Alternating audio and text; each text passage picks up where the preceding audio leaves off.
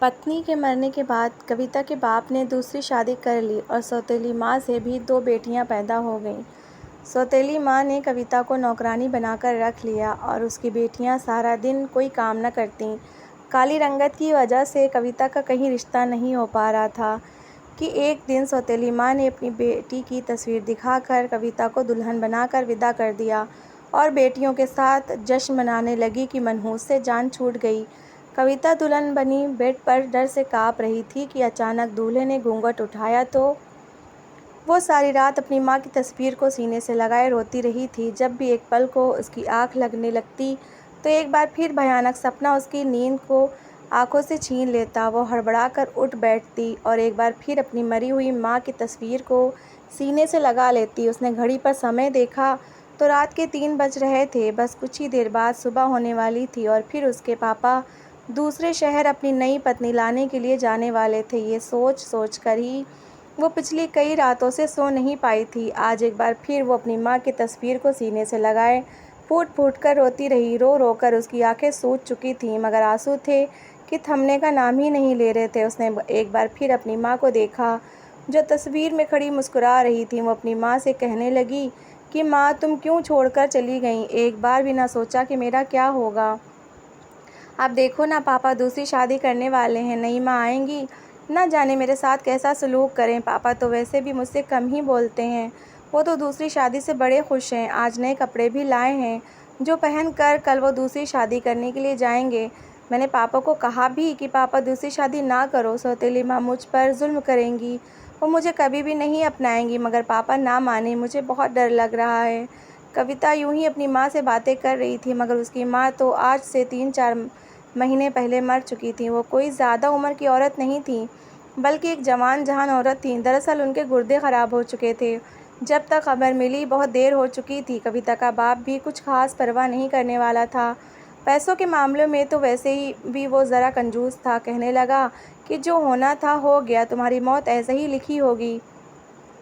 यूँ कुछ ही हफ्तों बाद कविता की माँ मर गईं। उसके पापा की आँख से एक भी आंसू तक ना गिरा था। वो यही कहता कि भगवान की चीज़ थी, भगवान के पास चली गई, अब रोने का क्या फ़ायदा। कविता की माँ की मौत को कुछ ही दिन गुजरे थे कि कविता के बाप को दूसरी शादी करने का शौक़ चढ़ आया। वो अगले ही दिन से रिश्ते वाली बुआ को कहने लगा कि मेरे लिए कोई लड़की ढूंढो, मैं दूसरी शादी करना चाहता हूँ। पत्नी आएगी तो घर के काम को संभाल लेगी। कविता तो तड़प उठी थी, कहने लगी पापा, मैं घर के सारे काम काज कर लूँगी। वो 14 साल की लड़की थी, पूरा ना सही मगर थोड़ा बहुत तो घर को संभाल ही सकती थी। मगर कविता का बाप तो कविता को शुरू से ही कुछ खास ना समझता था। उसने कुछ ही महीने बाद एक लड़की ढूंढ ली और फिर शादी का दिन फिक्स हो गया। उस दिन कविता पापा के पैरों में गिरकर आखिरी बार मिन्नतें भी करने लगी कि पापा, अगर नई माँ आ गई तो आप तो मुझे भूल ही जाओगे, फिर भला कहाँ मैं आपको याद रहूँगी कि आपकी एक बेटी कविता भी है। तो कविता का बाप बोला कि पागल, तू मेरी बड़ी और इकलौती बेटी है, जो तेरा दर्जा है उस दर्जे तक कोई भी नहीं पहुँच सकता। उसने ऐसे ही कई दिलासे कविता को दिए थे जो कि सिवाय पानी के बुलबुलों के और कुछ भी न थे। आखिर शादी का दिन भी आ गया। कविता का बाप बड़ा ही खुश था। वो गया और अपनी दूसरी पत्नी को विदा करके घर ले आया। शाम का समय था जब कविता का बाप अपनी दूसरी पत्नी के साथ घर में दाखिल हुआ। कविता ने देखा तो एक पल को वो देखती रह गई, क्योंकि उसकी दूसरी माँ बहुत ज़्यादा सुंदर थी। उसके चेहरे से तो नज़र हटाए नहीं हटती थी। उसके पापा तो अपनी दूसरी पत्नी पर सदके वारी जा रहा था, जबकि वहीं कविता एक बार फिर अपनी माँ की तस्वीर को देखने लगी। सांवली और ठीक ठाक सी शक्ल सूरत की औरत थी। कविता भी अपनी माँ पर ही गई थी। सांवली और ठीक ठाक शक्ल, उसमें कशिश नाम की ज़रा भी कोई चीज़ न थी। सौतेली माँ ने घर में कदम रखा तो एक नज़र कविता पर डाली और फिर उसके बाप के साथ हाथ में हाथ डाले कमरे की तरफ चली गई। कविता सर झुकाए वापस अपने कमरे में आ चुकी थी। अगले ही दिन घर का नक्शा ही बदल चुका था। उसके पापा तो सिर्फ अपनी दूसरी पत्नी के ही होकर रह गए थे। शायद इतनी सुंदर पत्नी पाकर वो अपनी बेटी तक को भूल चुके थे। वो जो ज़रा पहले नरमी से बात कर लिया करते थे, अब वो भी उन्हें गवारा ना था। कविता अगर कुछ कह देती तो झिड़क दिया करते। शुरू में तो घर की सारी जिम्मेदारी सौतेली माँ ने ही संभाली थी। वो घर के काम करके सारी जिम्मेदारियाँ उठाकर अपने पति का दिल जीतने लगी। वहीं कविता स्कूल जाती और स्कूल के बाद घर आकर फिर शाम के कामों में अपनी माँ का हाथ बटा दिया करती। एक दिन सौतेली माँ की तबीयत ख़राब हुई जब डॉक्टर के पास ले जाया गया तो खबर मिली कि वो प्रेग्नेंट है। उस दिन कविता का बाप बड़ा ही खुश था, मगर साथ ही पूरे घर की जिम्मेदारी कविता पर आ गई। कविता का बाप उससे कहने लगा कि बेटा, तुम्हारी माँ की तबीयत ख़राब है, इसलिए अब घर के सारे काम तुम खुद ही किया करोगी। बेहतर है कि फ़िलहाल स्कूल जाना बंद कर दो। जब तुम्हारी माँ की तबीयत ठीक होगी तो फिर जाती रहना। पापा की बात सुनकर कविता ने हाँ में सिर हिला दिया। उसने स्कूल जाना बंद कर दिया था और फिर दोबारा कभी उसने स्कूल का मुंह तक न देखा। सौतेली माँ के तो अंदाज ही निराले हो चुके थे। वो अब कविता पर हुक्म चलाने लगी थी। ज़रा सा काम गलत होता तो उसे झिड़क देती और कहती कि ठीक ठाक काम करो, जो मैं कहूँ वही करो, वरना तुम्हारे पापा को तुम्हारी शिकायत लगा दूँगी। तुम तो जानती हो वो मेरे आगे दूसरा शब्द नहीं कहते। कविता अपने बाप से बहुत डरती थी। खामोशी से घर के काम करती रहती। सारा दिन काम कर करके थकी हारी बिस्तर पर लेटती तो एक एक जोड़ दर्द से चूर होता, मगर शिकायत करती भी तो किससे। अपनी माँ की तस्वीर सीने से लगाकर बस रोती ही रहती। कुछ समय बाद सौतेली माँ ने एक बेटी को जन्म दिया। कविता छोटी बहन को देखकर बड़ी खुश हुई। जब उठाने के लिए उसके पास गई तो सौतेली माँ ने हाथ लगाने से मना कर दिया। कहने लगी कि यह अभी बच्ची है, तुम इसे गिरा दोगी। यूँ उसने अपनी बच्ची को हाथ तक न लगाने दिया। कविता का बाप रोज़ाना कुछ न कुछ अपनी दूसरी बेटी के लिए लाता रहता, मगर कविता को आज तक कुछ भी लाकर न दिया। कविता हसरत से अपने बाप को देखती रहती, जो अपनी छोटी बच्चियों से मोहब्बत करता, उनके लाड उठाता। सौतेली माँ ने 2 बच्चियों को जन्म दिया था और दोनों ही उसके बाप की लाडली थीं, जबकि कविता तो किसी खाते में ही नहीं आती थी। अगर ज़िद करके अपने बाप से कुछ मांग भी लेती तो उसका बाप आगे से झिड़क दिया करता। एक दिन सौतेली माँ नहाने के लिए गई थी और छोटी बच्ची अपने कमरे में सो रही थी। कविता उस समय किचन में खाना बना रही थी, जब अचानक उसे रोने की आवाज़ आई। उसकी सबसे छोटी बहन बहुत रो रही थी। कविता खाना वहीं छोड़कर भागकर कमरे में आई तो सामने सौतेली बड़ी बहन ने सबसे छोटी बहन को बिस्तर से गिरा दिया था और अब उसे उठाने की कोशिश कर रही थी। ये दृश्य देख कविता ने देखा तो दौड़कर अंदर आई और छोटी बहन को उठा लिया। फिर बड़ी बहन को डांटने लगी कि तुमने इसे क्यों गिराया, इसे चोट लग सकती थी। डांट खाकर वो रोने लगी। रोने की आवाज़ सुनकर बाथरूम से फ़ौरन सौतेली माँ निकली और कहने लगी कि क्या हुआ, मेरे बच्चों को क्यों रुला रही हो। तो तभी बड़ी बेटी फ़ौरन रोते हुए कहने लगी, माँ देखो ना, कविता दीदी ने हमें मारा है। वो कमरे में आई और छोटी गुड़िया को फर्श पर गिरा दिया। मैं जब इसे उठाने लगी तो मुझे भी थप्पड़ मार दिया।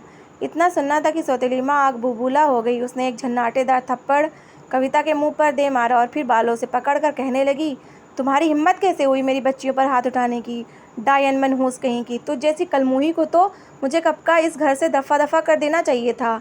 ये तो मेरी अच्छाई है जो अभी तक तुम्हें इस घर में रखा हुआ है, और अब तुम ही मेरी बच्चियों पर हाथ उठाओगी। कविता सफाई में कुछ कहना चाहती थी, मगर किसी ने उसकी सुनी ही नहीं। सौतेली माँ ने उसे मारकर कमरे से निकाल दिया। जब रात को उसके पापा घर आए तो सौतेली माँ ने उन्हें भी खूब बढ़ा चढ़ाकर शिकायत लगाई, तो वो भी कविता पर भड़क उठे। उस पर हाथ तक उठाने से परहेज़ न किया और बोले, अगर तुमने मेरी बच्चियों के साथ ये सलूक किया तो मैं तुम्हारी हड्डियाँ तोड़ दूँगा। कविता बेकसूर सबकी डांट सह रही थी। कविता को तो यकीन हो चुका था कि अब उसका बाप उसका नहीं रहा। वहीं सौतेली माँ ने जब देखा कि उसका पति पूरी तरह उसके काबू में आ चुका है तो उसने नए हथकंडे अपनाना शुरू कर दिए। जानबूझकर जब उसका पति घर आता तो झूठे इल्ज़ाम लगाकर कविता को डांट पड़वाती रहती और एक दिन कहने लगी कि क्यों ना हम कविता की शादी कर दें, कम से कम इससे हमारी जान तो छूटेगी।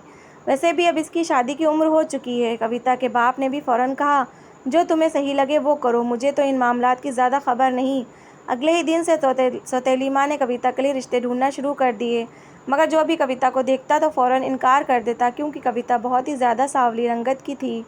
उसमें कुछ खास था भी नहीं, हालांकि वो और हर चीज़ में बहुत अच्छी लड़की थी, मगर लोगों को तो सिर्फ चेहरे से मतलब होता है। कई रिश्ते यूं ही टूटते चले गए। वक्त गुजरता गया और उसकी दूसरी बहनें भी जवान हो गईं। वो दोनों ही अपनी माँ की तरह बड़ी ही हसीन और सुंदर थीं, जबकि उनका बिहेवियर बहुत ही ज़्यादा बुरा था।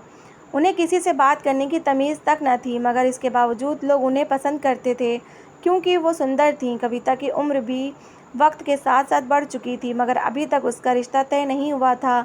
वो बात बात पर जिल्लत सुनकर अब पत्थर दिल हो चुकी थी। उसकी माँ हर बार उसे कलमुही, काली और ना जाने कैसे नामों से बुलाकर जलील किया करती थी। कविता का दिल इस कदर दुख चुका था कि उसने कई बार आत्महत्या करने की कोशिश की, मगर फिर कुछ सोच कर सब्र कर जाती कि ये ज़िंदगी तो उसकी हराम हो चुकी है। अगर आत्महत्या करके मरेगी तो उसकी रूह को भी चैन नहीं मिलेगा। सौतेली माँ हर हाल में कविता से जान छुड़वाना चाहती थी। कहने लगी, जब तक ये कविता नाम का काला धब्बा हमारी ज़िंदगी में मौजूद है, हमारी ज़िंदगी में खुशियाँ आ ही नहीं सकती। अगले ही दिन से नए रिश्ते के लिए रिश्ते वाली बुआ से कहा कि मैं अपनी बड़ी बेटी के लिए रिश्ता देखना चाहती हूँ, तुम मेरी बड़ी बेटी की तस्वीर दिखाओ। जैसे ही उसने अपनी बड़ी बेटी की तस्वीर लड़के वालों को दिखाई तो उन्होंने फ़ौरन शादी के लिए हामी भर ली। ये खबर जब कविता की सौतेली माँ को मिली तो वह बड़ी खुश हुई। मंगनी तक और सारी रस्म व रिवाज सब कुछ कविता की सौतेली बहन के साथ निभाए गए। मगर जब शादी का समय आया तो सौतेली माँ ने दुल्हन बनाकर कविता को बिठा दिया। कविता बहुत डर रही थी। अपनी माँ के आगे हाथ जोड़कर कहने लगी, आप ऐसा कर तो रही हैं, लेकिन जब ससुराल वाले प्रिया की जगह मुझे देखेंगे तो ना जाने मेरे साथ क्या होगा, कहीं वो मुझे उसी समय छोड़ ही ना दें। मगर कविता की सौतेली माँ फ़ौरन बोली कि हमें इससे कोई मतलब नहीं, हमारा काम तुम्हें ब्याह देना है, इसके बाद तुम जियो या मरो, इससे हमें ज़रा भी फ़र्क नहीं पड़ता। बस तुम जैसे बोझ को सर से उतार कर अपने कंधे हल्का करना चाहते हैं। इतना सुनकर तो जैसे कविता के होठ सी चुके थे। वो जानती थी कि उसकी ज़िंदगी के सारे फैसले उसके लिए सौतेली माँ को करने हैं, और वो तो जैसे हर जुल्म सितम झेलने के लिए इस दुनिया में आई है। शादी का समय आया तो उसे घूंघट उड़ाकर बिठा दिया गया। शादी हो चुकी थी और कविता की विदाई होने वाली थी। सभी लोग बार बार कविता का चेहरा देखने की फरमाइश कर रहे थे, मगर सौतेली माँ कहने लगी कि हमारे यहाँ रिवाज है कि दुल्हन को सबसे पहले पति ही देखता है, उसके बाद ही अगले दिन बाकी रिश्तेदारों को दुल्हन दिखाई जाती है। इसी रिवाज के तहत कविता की विदाई हो गई और वो दुल्हन बनी अपने कमरे में घूंघट ओढ़े बैठी थी। दिल था कि सीना चीर कर बाहर निकलने को तैयार था। कुछ समझ नहीं आ रहा था कि क्या करे। उसे अपना सांस रुकता हुआ महसूस हो रहा था। दिमाग में कई तरह के ख्याल आ रहे थे। वो यही सोच रही थी कि अगर कुछ देर बाद उसका राज खुल गया तो क्या होगा। ज़िंदगी तो पल भर में बदल कर रह जाएगी। कहीं गुस्से में आकर उसके पति ने उसे तलाक दे दी तो फिर ये सोच कर ही कविता की जान निकल रही थी। कुछ देर बाद दरवाज़ा खुला और उसका पति कमरे में दाखिल हुआ। वो तो सूखे पत्ते की तरह कँपकँपा रही थी, क्योंकि कुछ ही पलों बाद उसका राज फाश होने वाला था। उसका पति चलता हुआ उसके करीब आ रहा था। हर कदम के साथ साथ उसकी धड़कनें भी बढ़ती चली जा रही थीं। कविता दिल ही दिल में प्रार्थनाएं कर रही थी कि कोई बड़ा मसला ना बने, वरना क्या होगा, वो जीते जी मर जाएगी। उसने जब घूंघट से ही नज़र उठाकर देखा तो पति के कदमों की तरफ देखकर उसे यूँ महसूस हुआ जैसे वो लड़खड़ाकर चल रहा हो। लड़खड़ाकर चलते हुए वो बिस्तर तक आया था। अगले ही पल कविता के दिल में घंटियाँ सी बजने लगी। उसके दिमाग में कई ख्याल आए थे। जिस तरह वो लड़खड़ाकर गिरता पड़ता हुआ बिस्तर तक आया था, उसे लग रहा था जैसे कोई नशे में धुत इंसान चलता हुआ आता है। कहीं उसकी सौतेली माँ ने उसकी शादी किसी बुरे इंसान से तो नहीं करवा दी थी। ये सोच कर ही उसकी हालत ख़राब होने लगी। अगले ही पल उसका पति उसके सामने आकर बैठ गया। वो बिस्तर पर यूं हाथ रखे हुए बैठा था जैसे कुछ ढूंढना चाह रहा हो। कविता सर झुकाए बैठी थी। पति के चेहरे की तरफ देखने की हिम्मत उसमें ना थी। उसका पति आगे बढ़ा और कहने लगा, देखिए, मैं चाहता हूँ कि मैं आपको सब कुछ सच सच बता दूँ। मैं नहीं चाहता कि हमारी ज़िंदगी झूठ से शुरू हो। कविता ने नज़र उठाकर घूंघट से ही अपने पति की तरफ देखा। उसका पति कोई बहुत ज़्यादा हसीन नहीं था, बल्कि मामूली सी शक्ल सूरत का था, जो उसके सामने आंखों पर चश्मा लगाए बैठा था। कविता ने मुश्किल से बोलते हुए कहा कि जी, आप क्या कहना चाहते हैं। अगले ही पल उसके पति ने अपने हाथ कविता के हाथ की तरफ बढ़ाए और फिर उसके घूंघट को पकड़ा और फिर कपकपाते हुए हाथों से उसका घूंघट उतार दिया। कविता तो आंखें बंद किए बैठी थी। उसे लगा था कि बस यहीं पर उसकी सांसें अब रुक जाएंगी, उसके बाद तो जो वो जी ही ना सकेगी। मगर उसने जब देखा कि वो बहुत वक्त हो चुका है मगर अभी तक पति की तरफ से कोई जवाब ना आया तो उसका दिल डूबने लगा। शायद उसका पति इतनी बदसूरत लड़की देखकर शॉक्ड हो चुका था। उसकी आंखों से आंसू गिरे थे। वो कुछ कहती कि इससे पहले ही उसका पति बोला कि आप यकीनन बहुत सुंदर होंगी। मैंने आपको मन की आंखों से देख लिया है। आप बहुत शर्म-हया वाली और अच्छी लड़की हैं। आपके बोलने का अंदाज नहीं, आपके चरित्र की गवाही दे रहा है। मैं इंसान के शब्दों से ही उस इंसान को परख लेता हूँ। कविता ने नज़र उठाकर अपने पति को देखा। वो अपनी सफाई में कुछ कहना चाहती थी, मगर उसका पति कहने लगा कि देखो, मैं कहना चाहता हूँ कि मेरी नज़र का मसला है। जैसे ही अंधेरा होने लगे मेरी नज़र ख़त्म हो जाती है। मुझे रात के अंधेरे में कुछ भी नज़र नहीं आता। मैं सिर्फ दिन की रोशनी में ही देख सकता हूँ। मैंने इस बीमारी का बहुत इलाज करवाया मगर अभी तक कोई ख़ास नतीजा नहीं निकल सका। मैं तुम्हें दुल्हन के रूप में देखना चाहता था। यकीन मानो, मैंने तुम्हें तस्वीर में भी नहीं देखा, बस अपने माँ बाप पर ही यकीन किया और उनसे कहा था कि आप मेरी ज़िंदगी में मेरे जैसे ही किसी लड़की को शामिल कीजिएगा जो मेरी इस कमी के साथ मुझे कबूल करे। जैसे जैसे कविता का पति बोल रहा था, कविता हैरत से अपने पति को देख रही थी। उसके सारे अंदाजे गलत साबित हुए थे। उसके पति की तो रात को नज़र ही चली जाती थी। उसने एक गहरी सांस ली। उसका पति उसके सामने खुद को कम समझ रहा था और ऐसी बातें कर रहा था जिससे वो कविता का दिल जीतना चाहता हो। मगर कविता ने अगले ही पल अपना हाथ बढ़ाकर अपने पति के हाथ पर हाथ रखा और कहने लगी कि आप फिक्र ना करें, मुझे आपकी इस बीमारी से कोई मसला नहीं। ये तो भगवान की तरफ से है, इसका इलाज मुमकिन है और हो भी जाएगा। अगर ना भी हुआ तो मैं भी ज़िंदगी के हर कदम पर आपके साथ खड़ी रहूँगी। कविता के शब्द और मीठे बोल सुनकर तो जैसे उसका पति खिल उठा था और वो कविता के बारे में पूछने लगा, मगर कविता चुप रही। कहने लगी कि मैं आपको अभी अपने बारे में कुछ भी नहीं बताऊँगी। सुबह जब आप अपनी आंखों से मुझे देखेंगे तभी मैं आपको अपनी असलियत बता दूँगी। यूँ सारी रात वो दिल का बोझ हल्का करते रहे। कविता का पति उससे अपना मन हल्का करता रहा और कहने लगा, उसके घर वाले उसे बहुत जलील किया करते थे, ताने दिया करते थे, उसके बारे में दूसरों से बुरा भला कहा करते थे। हालांकि मेरे सगे बहन भाइयों ने मेरे साथ ये किया, मुझे हमेशा बुरा समझा और मेरा मजाक उड़ाया। वो मुझे बाहर कहीं नहीं लेकर जाते थे कि रात के वक्त अगर तुम अंधे हो गए तो हम कहाँ तुम्हारी लाठी बने फिरते रहेंगे।